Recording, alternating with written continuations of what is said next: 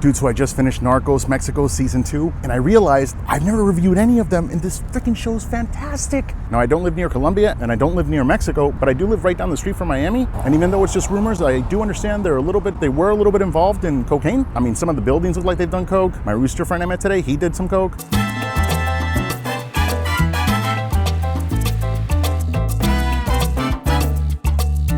And now I'm just gonna review the entire freaking series, spoiler free. And I'm doing it from Miami in a relatively safe neighborhood.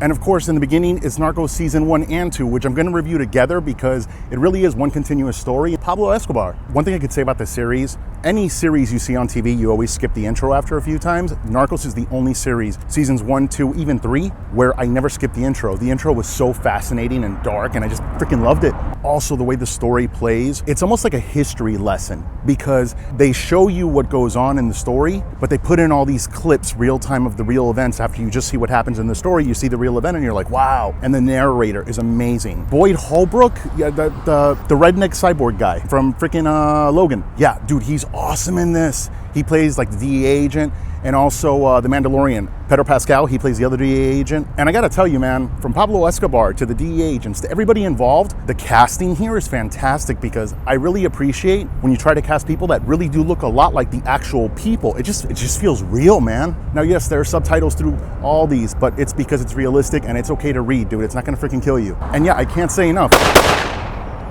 Narcos Season 1 and 2 is just absolutely mind-blowing fantastic. It's one of the best 2 seasons of TV that I've ever seen. And it's just like, yeah, absolutely 5-star magical shit, dude.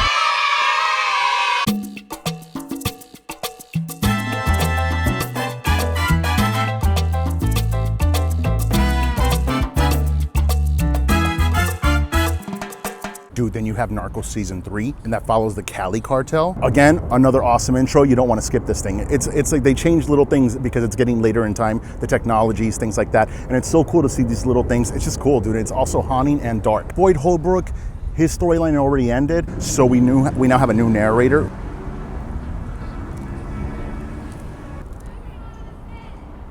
We're left with Pedro Pascal, the Mandalorian, and he's great, dude. He's great. He's not as great of a narrator as Boyd Holbrook. He's a little bit dry, but it still works. Also, I will say the cast doesn't look as similar to the main characters or to the real characters as they did in Seasons 1 and 2. But those 2 things that lack are completely made up with the Narcos themselves. Instead of just Pablo Escobar, really, you're now following like 4 guys, and they're like this like family, dude, and they're like badasses. And each one has, they're interesting. None of them are dull, especially like Pancho, the gay guy. He's freaking cool, dude. He's freaking crazy too, dude. But the storytelling, again, super freaking tight. And they still do like the flashbacks of the stuff that goes on. And it is great narration. Again, a freaking excellent freaking season. And yeah, I'll give Narcos Season 3 4.5 stars, dude. Still freaking magical shit. Freaking awesome.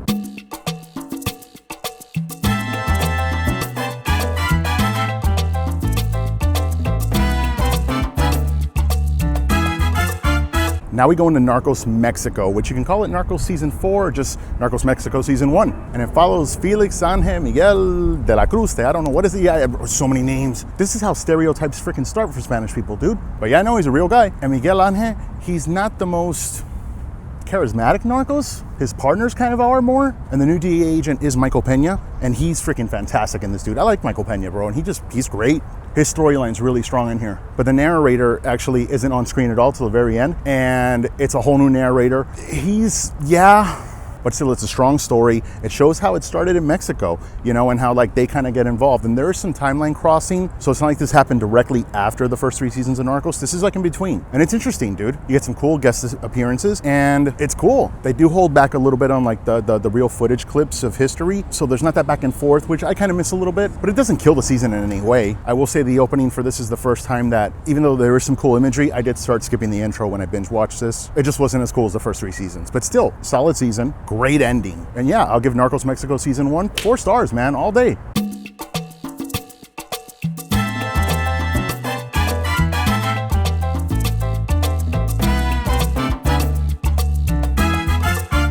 And now we come to Narcos Mexico season 2. And there's the one that just came out. And let me start by saying, it's clear now that even the weakest of the seasons of Narcos is still good TV. But yeah, it's got some flaws in this one. First, the DEA agents. They're not as interesting. These are probably the least interesting DEA agents we've ever had in the series. Yeah. And the narrator, now he's on screen, doesn't help. It's still, yeah, it's not Redneck Cyborg, and it's not freaking the Mandalorian. So, yeah. And the story does start off, you know, okay. The middle gets a little weird, but a big thing I get from this, besides the DEA agents not being that interesting, is that this is the first time that a Narcos really doesn't have this charisma that makes him somewhat likable. Even the villains have to have some type of likability. It makes them interesting. Pablo Escobar was freaking likable in some parts. Cali Cartel was likable in some parts. And you sympathize for Miguel Ángel de la Cruz, Felix, whatever his name is. Yeah, you sympathize for him in the first season a few parts. Here, yeah, he's a prick in this. Yeah, like this guy's social skills with his crew and his partners, he's straight dick, dude. He makes Pablo Escobar look like he should be a freaking life coach or a motivational speaker or something. But yeah, that's definitely glaringly missing, where you really don't care about Miguel Ángel Felix.